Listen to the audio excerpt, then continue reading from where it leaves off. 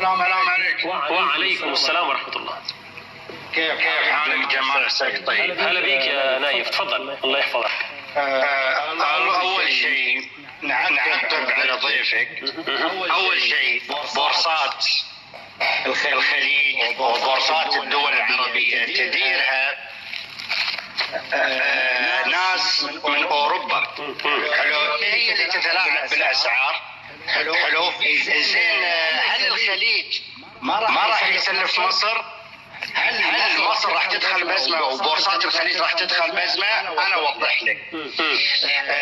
بورصات الخليج ودول الخليجية ضعيفة ماليا، سياسيا، اقتصاديا، عسكريا، ما عندها صناعات مدنية عسكرية طبية. كذلك مصر ما عندها صناعات مدنية عسكرية طبية. فالبورصات مو نفس بورصات أوروبا أو أمريكا أو روسيا. المواطن العربي يعيش في ظلم القوانين الاقتصادية الأوروبية. يعني لو تلاحظ كل أموال مصر وكل أموال الخليج في الاتحاد الأوروبي.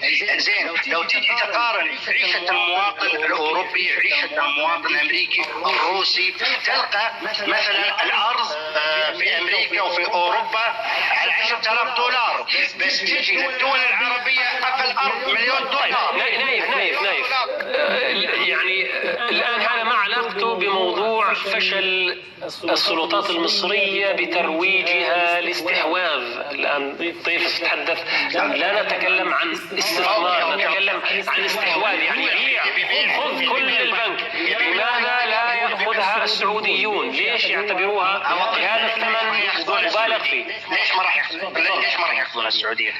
هذا بنك انت لازم تعرف. الدول العربية والخليجية كلها استثمارات، شنو؟ اتصالات، بنوك، شوي يعني بناء عقارات، بس مو نفس امريكا ولا اوروبا. واحد اولا. الشغله الثانيه حرب عالميه ثالثه، يعني بعد فتره البورصات راح تنهار.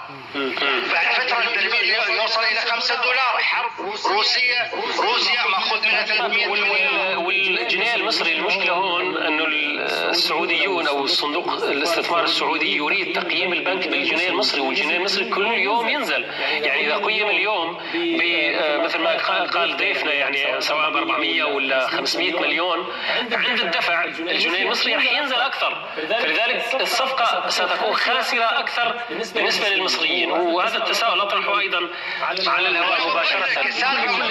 لماذا يكون الاستثمار من وجهه نظر المصريين خاسر؟